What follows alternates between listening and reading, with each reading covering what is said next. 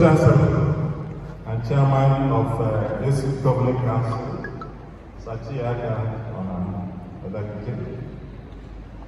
the Vice Chancellor of our great university, ESUT, and Chief Host of this conference, Professor Aloysius Michael Sokoli,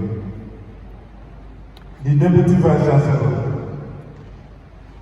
Professor Chikewo, the Provost, College of Medicine, Professor Egochi, the Registrar, Chief Ambrose, the Bursar, Dr. Oje, Augustine Oje, and the librarian, Uzamaka Ogu, Dr. Uzamaka Ogu. The keynote speaker, Monsignor Professor Obioreke, the lead paper presenters, and we have one here. The other two are veterans. The lead paper presenter, Professor Agbani, and also Luke Mama. The deans of faculties, Director of Academic Planning, Professor other distinguished directors, heads of department and units, all other protocols duly observed. My great PG students, ladies and gentlemen, it gives me great joy to welcome you to this 2025 Annual International Conference of ESUT School of Postgraduate Studies, organized by ESUT School of Postgraduate Studies. This is our annual ritual, and it has come to stay. In today's conference, we have we got the team bridging the gap between academia and the industry through research and development. You know, PG school is the hub of research in any university. And so we are thinking of having synergy between research output and productivity. So that was what informed our pulling the team for the conference. So you are all welcome. So it gives me joy that this conference is holding. I welcome you all. And the School of Postgraduate Studies is also happy that all of you are here. This year, we are proud to showcase the rapidly growing synergy between industry and academia here in ESUT. As the bastion of research and development, the School of Postgraduate Studies is proudly at the forefront of this crucial endeavor. We cannot emphasize the urgent need to channel our efforts into transforming research findings into tangible industrial productivity. Our actual Vice Chancellor has worked indefatigably to provide the necessary resources for the rapid transformation of ESUT into a center of excellence for both experiential learning and industrial productivity, with the SPGS, School of Postgraduate Studies, playing a central role. The theme of this year's conference, bridging the gap between industry and academia through research and development, perfectly captures the spirit of experiential learning, a vision championed by our dear Governor, His Excellency, Barrister Dr. Peter Ndubuisi Mba. We hope this event will motivate and sensitize our university community on the crucial need to connect research to its real-world application in industry for transformative results. To achieve this laudable goal, we have assembled a gathering of the leading figures from both industry and academia to guide us, leveraging their vast experience from the front lines of innovation. As it is, this conference promises the dual opportunity of bringing stakeholders together for interaction and the cross-fertilization of ideas, fostering an industrial transformation akin to the models in the West and China. It is also a vital platform for nurturing our students and lecturers in harnessing research output for industrial productivity. Our speakers are renowned academics and captains of industry, highly distinguished professionals, both locally and internationally. I am confident that you will find this experience truly transformative. We are proudly grateful to the Vice Chancellor of this great university, Professor Aloysius Michael Sokoto, and the entire management team for their enabling support. We also extend our thanks to the local organizing committee for bringing this vision to reality. To every participant, both physical and virtual, local and international, including our dedicated PG students, you are here because you understand that the most profound discoveries happen not in isolation, but at the intersection of ideas. In this conference, we will engage in dialogue, challenge each other, and cross-pollinate ideas. My greatest hope is that you will leave here not just informed, but transformed, equipped with new connections, new perspectives, and a renewed energy to build bridges that lead to real-world impact. Finally, I thank our esteemed keynote speaker, Monsignor Professor Obi Abraham, and lead paper presenters, Professor Bagoka, Professor James Robinson. James Robinson will be virtual, and Professor Ambrose Amoko will be talking to us from America for accepting to serve in these capacities. Thank you very much, everyone.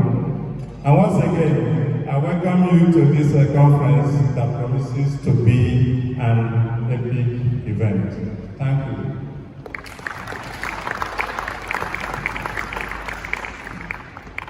I believe we can do better than this. Let's appreciate it.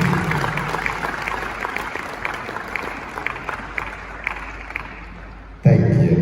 Dear Vice Chancellor, with your kind permission, may I inform you about the presence of Professor Agbani.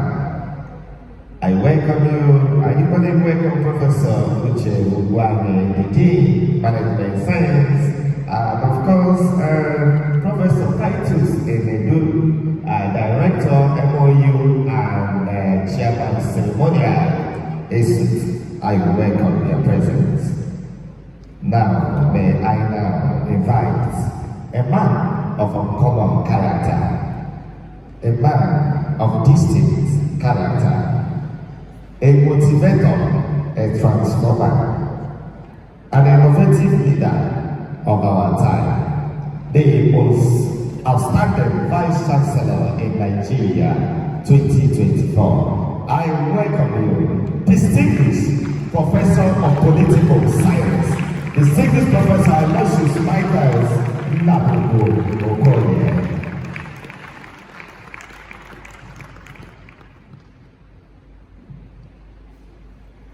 I stand here with the full support of my team, the management and the extended management of the university, to warmly welcome all of us to this grand event. I will request to stand on the already established protocol. But that will not stop me from welcoming my friends, starting with our Vice Chancellor of Abia State University.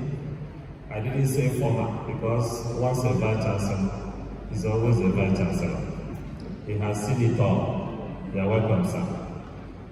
Monsignor Professor Obiorike is not somebody we should be welcoming again to this university because he's part of us. You might not know what happens behind the scene. When we have much pressure, we rush to him. He always has solutions to every problem we have. So you're welcome, Monsignor. We not only benefited from his blessings now, but we are going to equally be entertained by an enriching harvest of knowledge base which he always shares with us.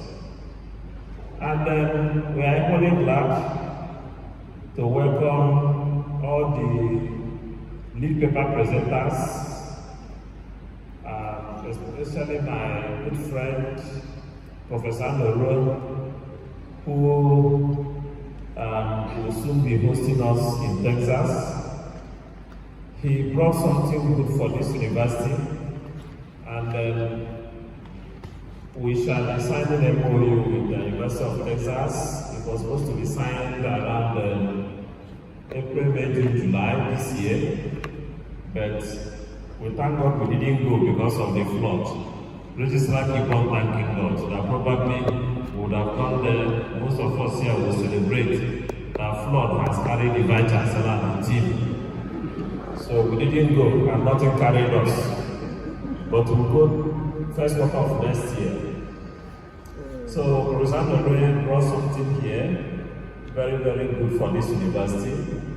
And we are going to embark on partnership and collaboration with that University of Texas on livestock and the other agricultural products we are going to embark upon. Even though if you take a tour to the Faculty of Agriculture, the commercial and the research farm, you will not recognize that place because a lot of work is ongoing. We are soon going to formally launch that place to the world so that we don't lose 1 week, and we are going to get that engineering to take the lead in driving technological developments and activating the internal initiatives in our students.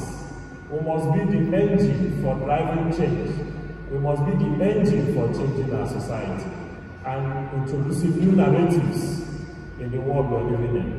This university is incidentally the University of Science and Technology. And our redefinition of that science and technology has to do with any discipline you are, creating and activating the energies you have, whether it's in psychology, whether it is in political science, whether it is in any other management sciences. Activate the inner propensity to act, inner propensity, psychic motor, to change the narrative very, very widely, not the paper.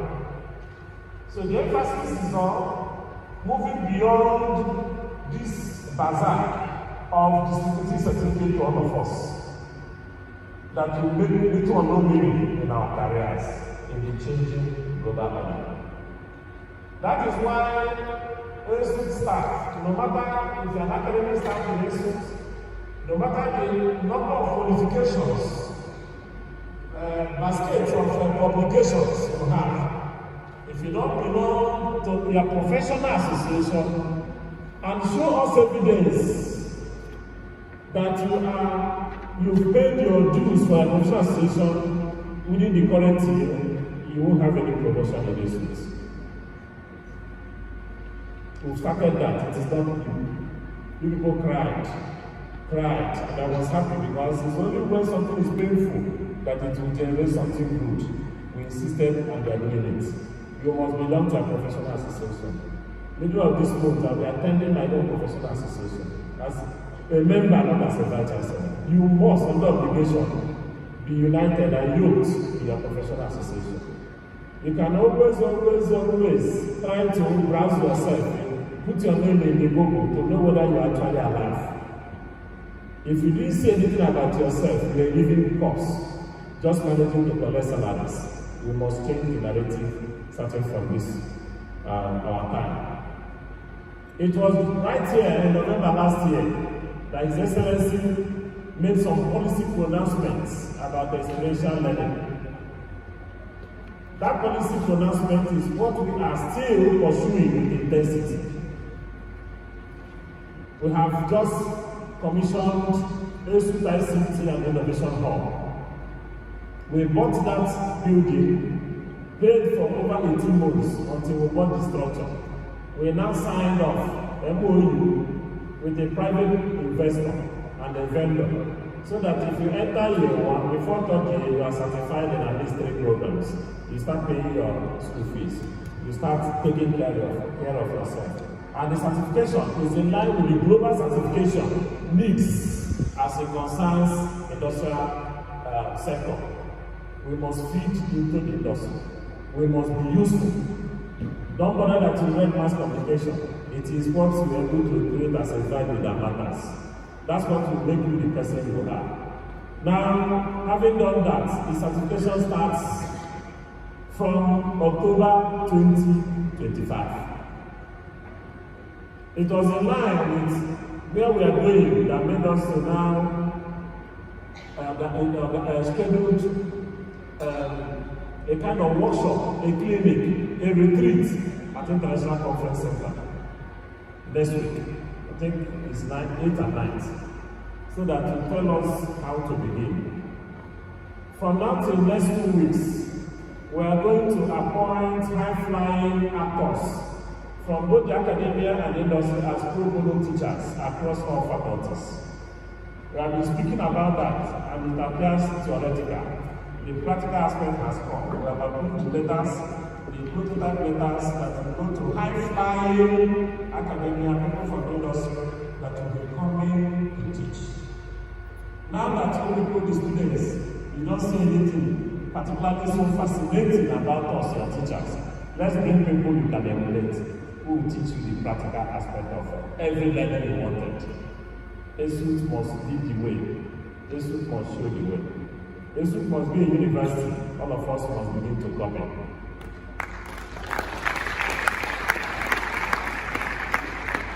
We've equally appointed the director to coordinate issues of experiential learning.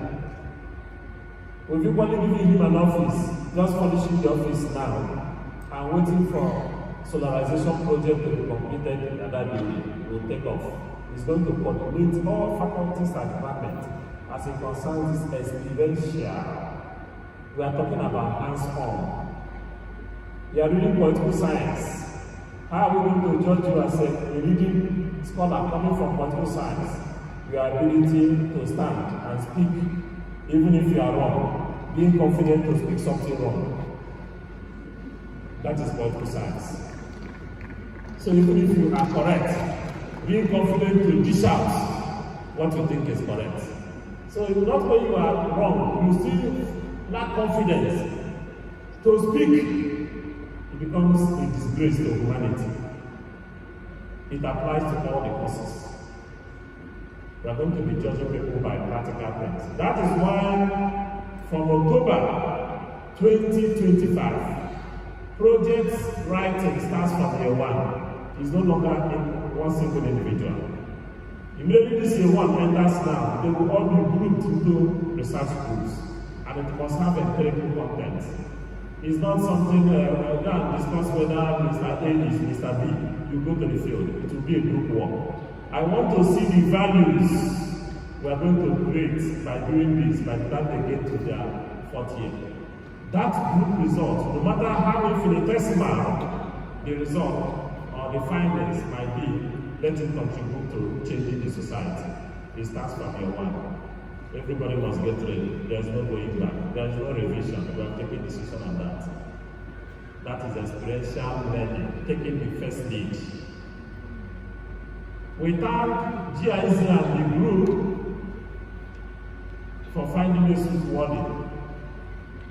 When ESUT became the only tertiary institution that attended the Universe 2.0 conference in Lagos, we started reaping the benefits because they wrote and picked 3 staff from ESUT and said management should lead these things are fully paid to be in Germany for 6 weeks now, 4 weeks.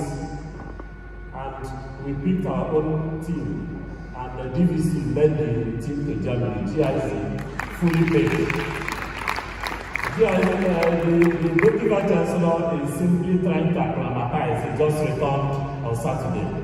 The other team will be returning on Saturday from Germany, fully paid. Within the past 10 days, ESUT won a grant of 107,000 euros grants. And that group will host it. We challenge other things. What have you won? What have you won? Over £100,000. We've just won it from the special grant. That is the second one we are winning in 2 weeks. More are coming. Now that team that went to Germany, we are showing us and sending pictures. And what did we see? Hands on. Every day is not reading. It's not reading. It's hands on. Doing it yourself. Not when you are teaching engineering, every day you lay the blackboard, teaching what you don't understand. Show them engine parts. Bring engine inside the classroom. Show them piston. Computer science. Show them what is computer. It's no longer computer means, it's no longer meaning. It can mean much more than you think. This is hands-on era. I came in from Toronto 2 weeks back or thereabouts, Toronto University, and we traveled to some universities across Toronto, travel tour, vice chancellors, we are 25. What we saw made us to be circumspect in trying to say we have VCs. We saw what the university should look like. We saw that Institute for Continuing Studies alone was getting more than 60% of the income for the university certification. How much is your God getting? How much is your faculty getting? How much is your department getting? Every day, VC, I need computer. Come and carry now. Come and carry computer. Come and carry photocopier. Since the duty of mentorship or dean is to sit down, I will be feeding you. I was a dean. I attracted within 2 weeks 36 million. How much have you attracted? Go and check the record in UNM. That is what the dean should be, academic leader. You should lead. Head leader. I've told you, dean is VC at that level. HOD, you are VC at your level. Show them your capacity. It is competition. It's no longer sitting down waiting for 2 years. You get up and I give you certificate, you are dean. Show me what you can do. That is the answer. What we have seen traveling, I've forwarded to His Excellency already. I said, I'm coming, more are coming to ESUT from what I saw in Toronto. By the time we return, first quarter of next year from Texas, I think ESUT will be better off for it. I'm not a politician that will travel and see good things and come back, they will not replicate it. They will see good roads abroad. They will see flyovers abroad. They will see everything abroad. They will come back, they will forget about it once you enter the airport in Nigeria. Everything you travel and see, think about it. Human beings created that effect. What are you learning from it? What are you generating from it? I don't want to be accused of presenting keynotes, but I wish to speak clearly that we are already taking the lead in bridging the gap between industry and the academia. You must key into this project. It is a project we don't have any option. It is already a policy stated by the visitor of this university, and we are pretty bound to respect and obey it. We shall only in China between January and February next year. By the time we come back to China, something must be forced down our throats to transform where we are. It is only when we get to cruising level that we introduce those things that people call democracy to now regulate private property. That is the essence of democracy. Demo, people. Who are the people? You think all of us are people. There are objects and subjects. It's only the subject that determines the direction. Why the object will willingly obey. That is democracy. But on a good day, I give you more lecture on that because I've published widely on democracy. And I've equally contributed last week in writing a preface on development trade-off. How do you develop? You must trade off something. And there is cost of development and cost for development. But in any case, let me not deviate. Let me thank you, let me welcome all of you. Thank you. Professor Derek, may you stand up for your citation. Thank you. Thank you very much. I humbly invite our keynote speaker for today in this conference 2025 ESUT International Conference, Professor Obiaraike, born in Gusau, northern Nigeria, has written over 100 books, journal contributions, monographs, and edited works on topics related to ethics, education, culture and society, church and development, state and governance, and spirituality. Pope John Paul II elevated him to the Papal Chamberlain in 1999 as the youngest recipient in Nigeria at the time. Rodriguez studied from 1975 to 1986 in Nigeria, Australia, Austria, Germany, France, and the UK, and holds degrees in philosophy, theology, economics, journalism, and political science. He gained his doctorate degrees in Bonn, Germany, with a specialization in ethics and Christian social thought. He worked as visiting professor in 1983 at the Theology Faculty in Tilburg, Netherlands. In 1996, he became a full professor at the Wolfgang Goethe University, Frankfurt, Germany. And in 2010, he moved to Godfrey Okoye University, Nigeria, as a professor of ethics and intercultural studies. He has served at university councils at Enugu State University of Science and Technology, ESUT, the advisory board of the University of Stellenbosch, South Africa, Executive Development Program, the Board of Trustees of Godfrey Okoye University. In May 2021, he was appointed to serve as the Pro-Chancellor and Chairman of the Council of Plateau State University of Okus, Jos, Nigeria, till 2024. Currently, he serves as the Pro-Chancellor and Chairman of Council at State University of Medical and Applied Sciences, SOMAS, in Enugu State. He is the founder of Catholic Institute for Development, Justice, Peace, and Caritas, CJAD, and was part of the founding of the leading Omochinemere Procredit Microfinance Bank Limited in Nigeria in 1995, where he serves as chairman of the board. In 2015, government appointed him chairman of Enugu State Government Economic Advisory Committee. He was executive director of the Geneva-based Living Foundation for Global Ethics, globeethic.net, in ECOSOC status of the United Nations, and is president of the Club of Rome, Nigerian chapter, as well as a member of the European Academy of Science and Arts and the World Academy of Science and Arts.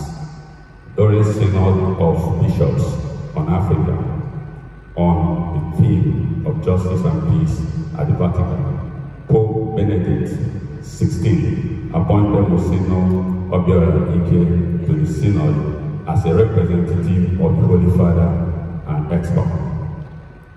Ike served as secretary of the English-speaking global participants. The Vice Chancellor, erudite scholars, ladies and gentlemen, please join me as I present the keynote speaker of this 2025 ESUT School International Conference, an accomplished academic, astute administrator, and erudite scholar, most senior professor to be a round of applause.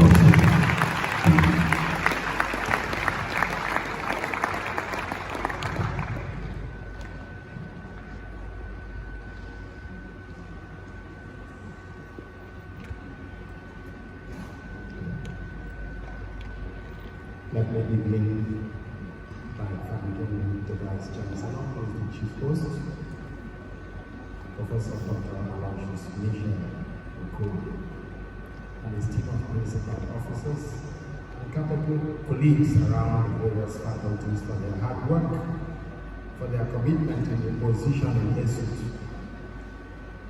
The university has become a destination for Enugu and others in competitive advantage for higher education deliverables.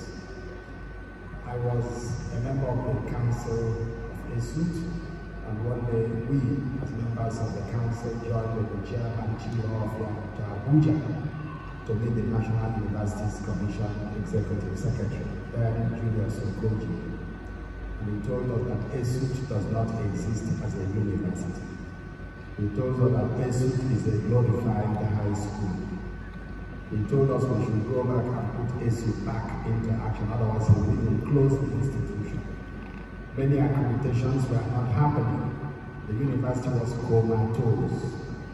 And one would think back about ESUT, a university that was founded as ASUTEC, then under Jim Wobo's government, to fulfill the needs for technology and societal industrialization. We came back ashamed. The Chief Officer and our team at the council, together with the Vice Chancellors who followed, tried to put back ESUT into what it should be. This morning, I listened to the MC say that Professor Aloysius Michael was nominated the leading Vice Chancellor of the Year for all of Nigeria. I want to say that it is correct, because what we see with ESUT, what I've seen with ESUT, going around universities in Nigeria. Don't forget, I've been pro-chancellor now of 2 universities in Nigeria. 3 weeks ago in Abuja, we had the COPSU, the Committee of Pro-Chancellors of Nigerian State Universities. They come from Kano, from all over the Federation. We meet 4 times a year. The pro-chancellors sit down, each pro-chancellor reports on his university or on his territory what's happening. And I listen from the west to the north, to the east, to the south. And what I see happening in ESUT gives me joy. It is not about the money you receive, it's about the way you manage the little resources you have. Look at where we are sitting. Look at this hall. Not yet 1 year ago. And it's already a place where anybody who enters can say, aha, we have entered the university. Look at what's happening at the postgraduate school, and so on and so forth. So I can only say congratulations once again to the Vice Chancellor and to his team. I'd like to express my profound gratitude to the host, Professor Charles C. Chimeti, School of Postgraduate Studies, ESUT. He surprised me with his constant telephone calls, his personal visit, and a letter of invitation to deliver a keynote at this occasion. I accepted because the overall theme resonates with what I feel should be happening between a university and a society. In other words, bridging the gap between industry and academia through research and development. I just picked this volume, which we distributed to all of us, and what did I see? I saw that 102 abstracts have been, I counted, have been written and put down in this booklet around topics that postgraduate students should really be working on in natural sciences, in the humanities, in social sciences, in arts, trying to put across what this entire conference is all about. So I'm really very, very proud of the School of Postgraduate Studies. We are not just talking, the book already shows.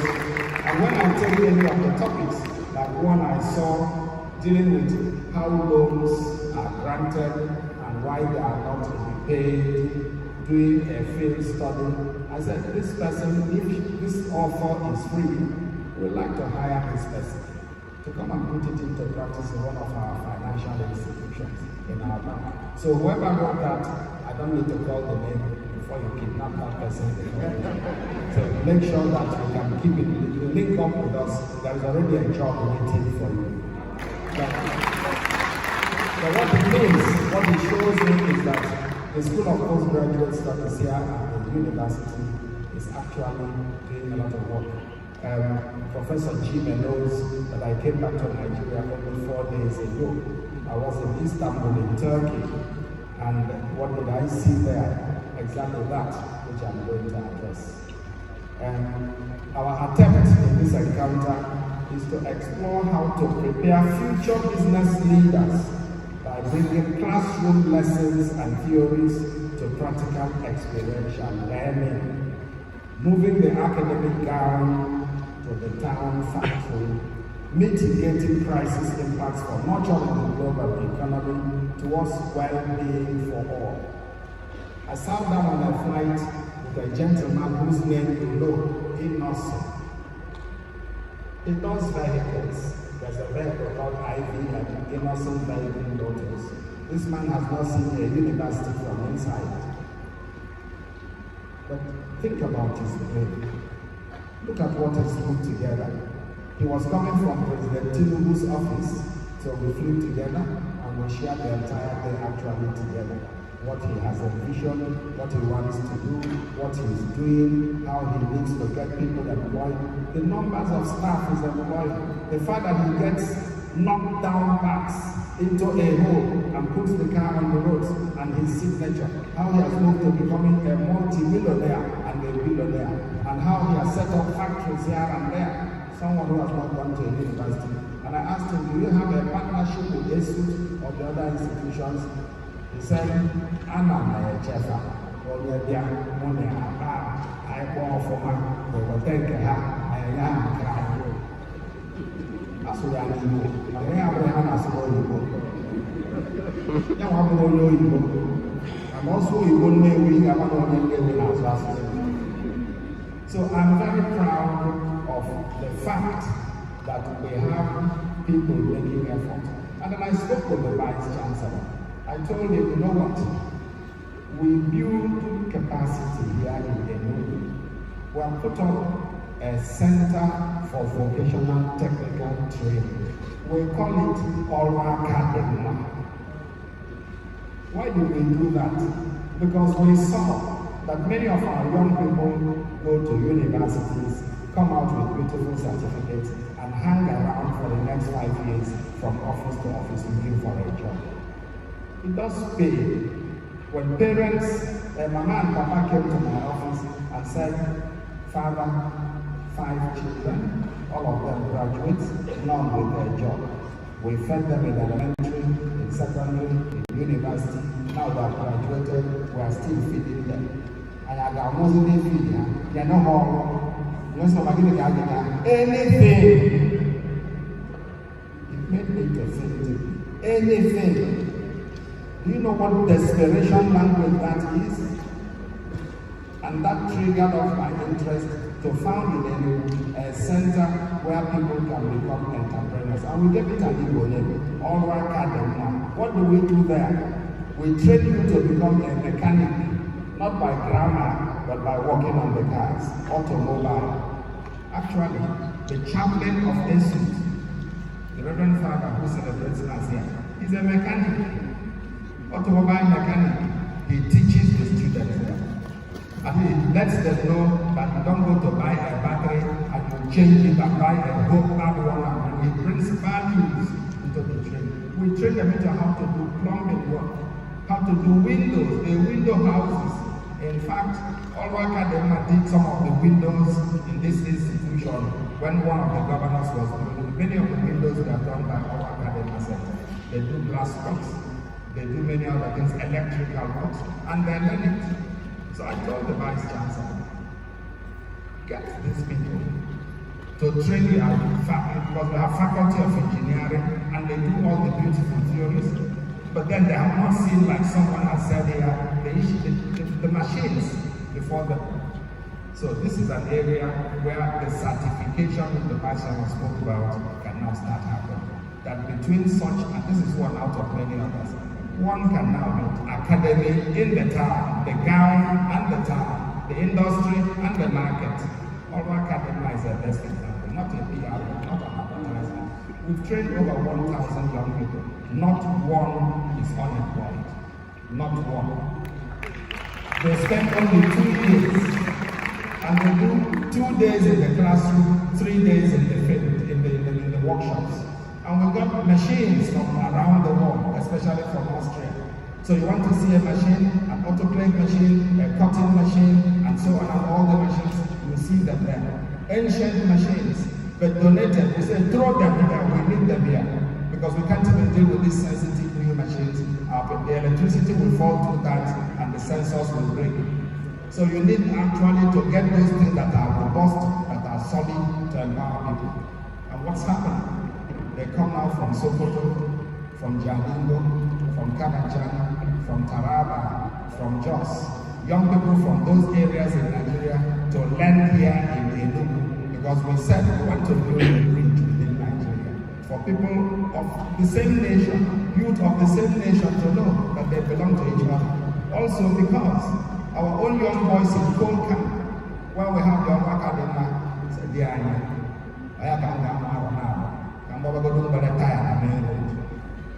so when you go to Cold Camp, our boys are hanging on the streets. They are not learning anything. They are only marketing spare and loose tires from anywhere in the world that comes in here, and they have no skill. And we tell them, learn the skill.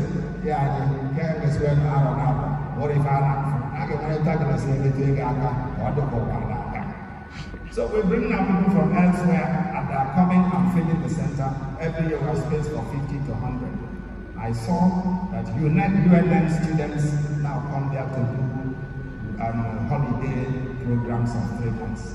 So ESUT, Vice Chancellor has discussed it with me as we are discussing certification. This is an area where you can follow up with. Colleagues, students, ladies and gentlemen, allow me to speak with razor sharp bluntness. I came back from Turkey, and as I said, and I attended a conference that actually was dealing with the same issues. The topic we were handling in Turkey was economics and society, pathways to inclusive growth, overcoming challenges in developing emerging economies.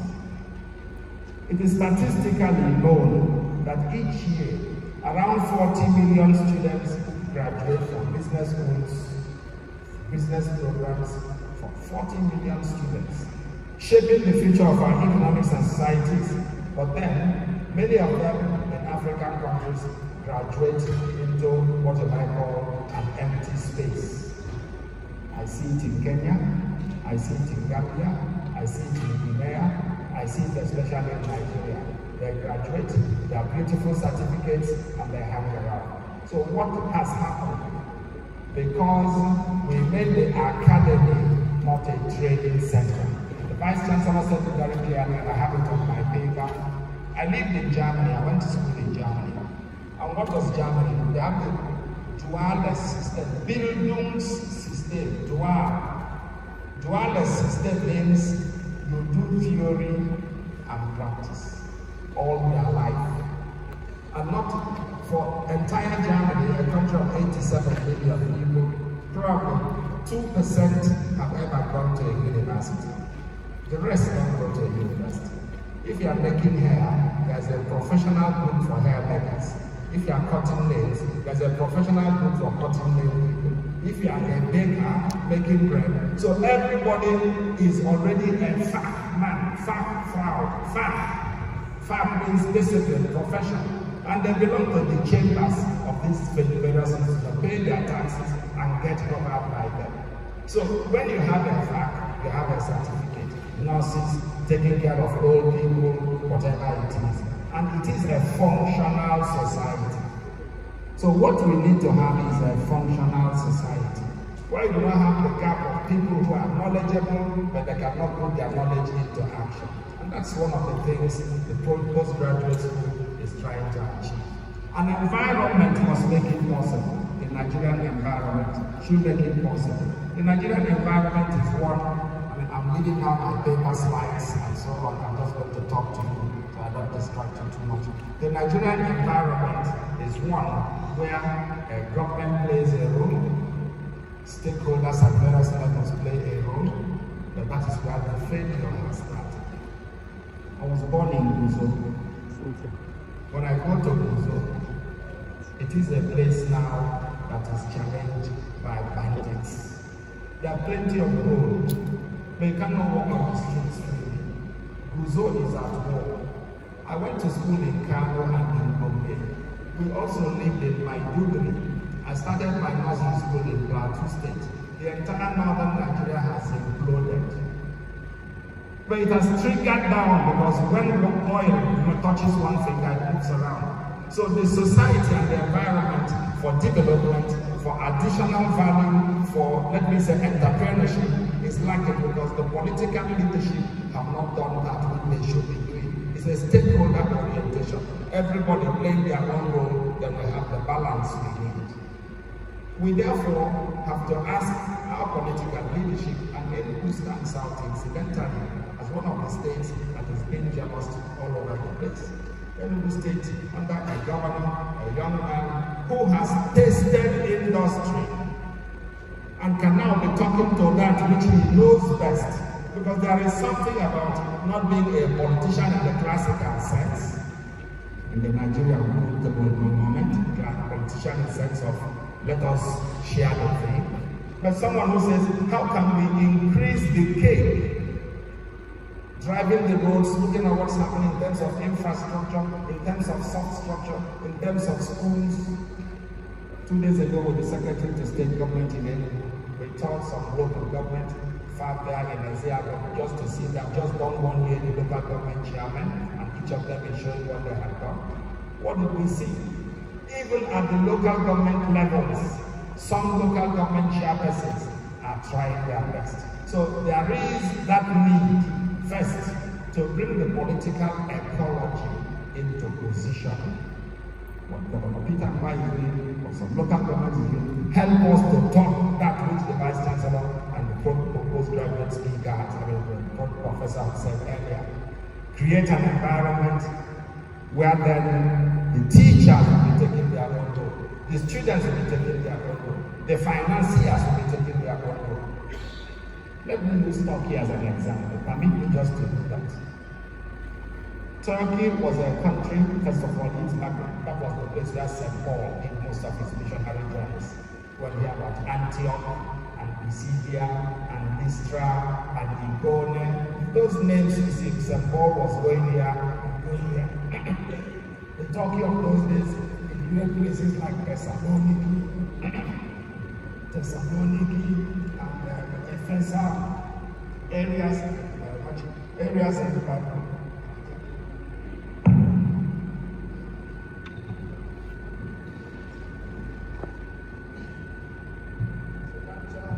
Of that time,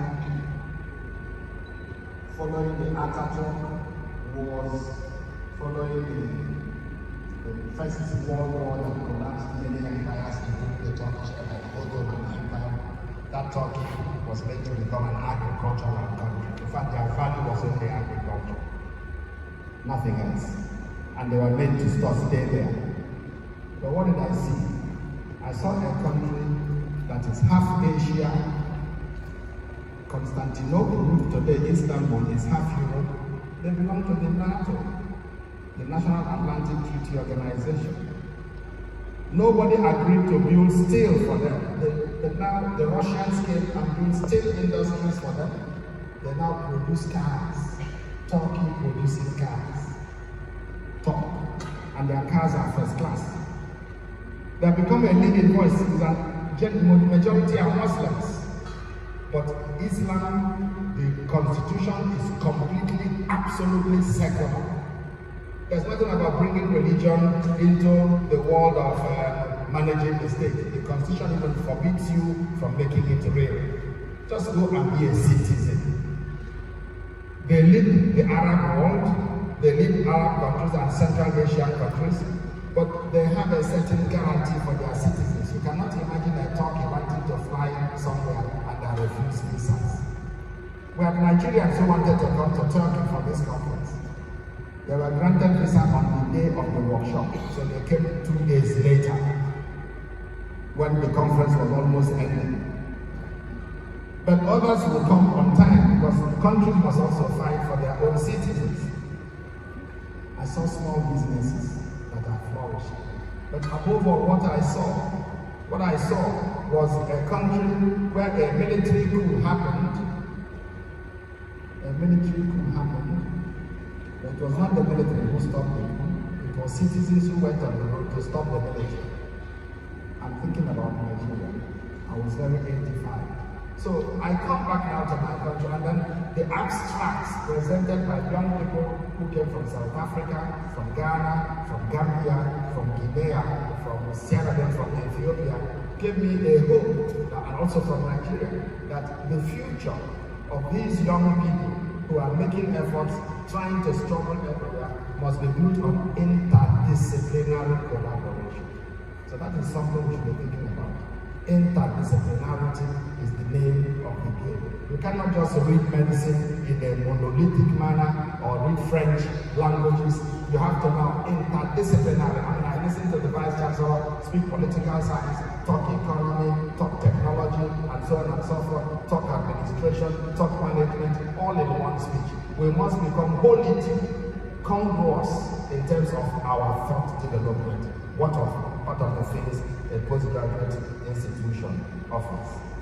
I want to look at poverty index because it makes me shocked. We are not giving up hope, but we are looking at the reality on the ground. And what is the reality on the ground?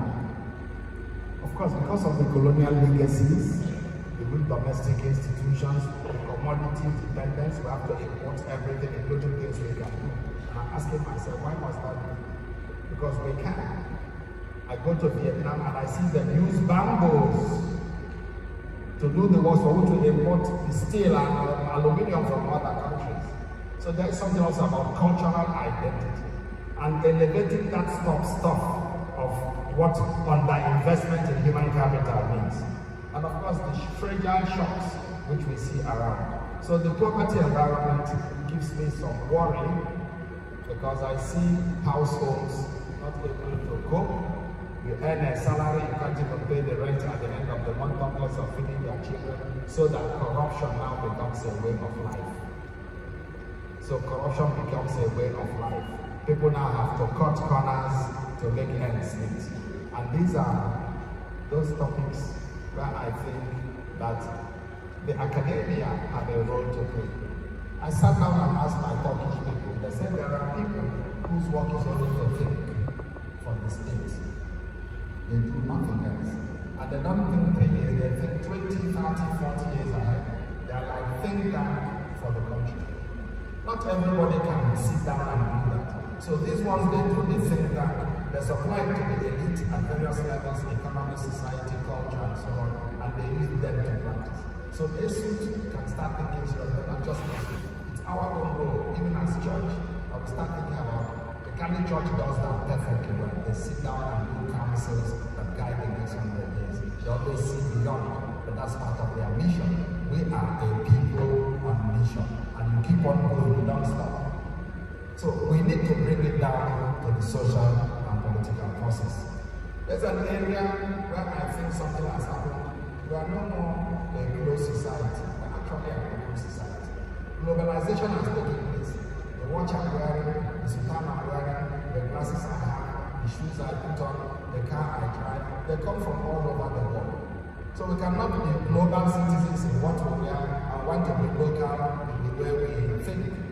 We must also accept the global environment.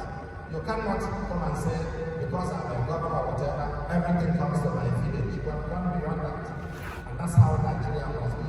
No wonder President Tinubu yesterday in his speech spoke about what P2B has been talking about. Moving from consumption to production. I read it in President Tinubu's speech yesterday, but P2B has been saying it for many years this time. And then the president said, buy Nigerian-made goods. So there is something in the globalization world where when I live in Geneva and I want to buy garlic or palm oil or crayfish or onions, they are made either in the Caribbean or they are made brought from India. But my country, Nigeria, produces these things, but we're not able to export. Why? Because we're not producing enough. Why? Because we can. 80% of the world's arable land is found on the African continent. So we reach a stage where the globalization of production has to happen. There is a market. The globalization of capital, we have so much of it, but it's in private pockets. President Tinubu said it again yesterday, how much money they have been able to get. He didn't tell us how much money has been lost on the way. When you see 17 billion being slammed on one person, the chairman of NNPC has been lost or taken 17 billion. Let ESUT be giving just 1 billion out of it, and we turn the entire place. The globalization of trade and even the globalization of knowledge, these are areas where I think there is a lot of work for us. I want to come to a conclusion because I give you now a vision of where, for example, as ESUT, as citizens, as Nigerians, we must take a stake in the global village. We have what people call, there are 5 points there, we have what people call critical resources. God has blessed our countries with this endowment. We talk about the critical resources, we talk about minerals, we have no mineral. And everybody wants these minerals. In Congo, in Nigeria, anywhere you go. I was driving on the way to Kaduna some recent time, still this year, and I saw one of the hills going down and Chinese tractors pulling the hills down. But what was there? Lithium. And they were carrying them as raw materials to China. And the Nigerians said, please bring down this hill, which we have been worshiping. The Jujus there are fighting our body.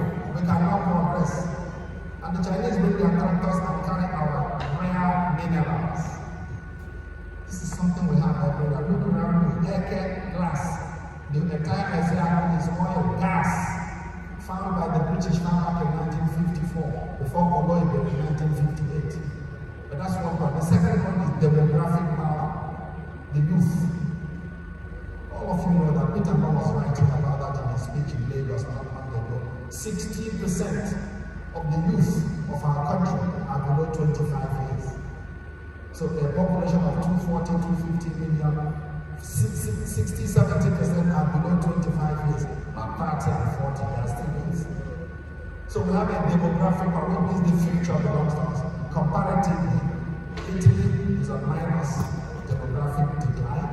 Many European countries are in decline. That's why migration is an issue. People will still need us in spite of robotics and artificial intelligence. So the consumer market, those who have to buy things, we have a strong market. And that's why anybody who's gone to a postgraduate school must know that the academy cannot do academy without also some profit in terms of adding value to society. So the consuming, the power see Africa as the future. But even the geopolitical positioning, if you look at Africa as the center of the world, whether it's the Indian Ocean on the right, or the Atlantic Ocean on the left, or the Mediterranean in the north, anybody going from east to west must pass through Africa. We have a strategic positioning, or food. What kind of food don't our people have? Land. I was a child in Gobe, and they taught us a song. Nile, Niger, Senegal, Congo, Orange, Limpopo, Zambezi, long rivers. River Nile is the longest. River Niger, you know where it starts from Naksha and Chad, and Mali, and so very long rivers.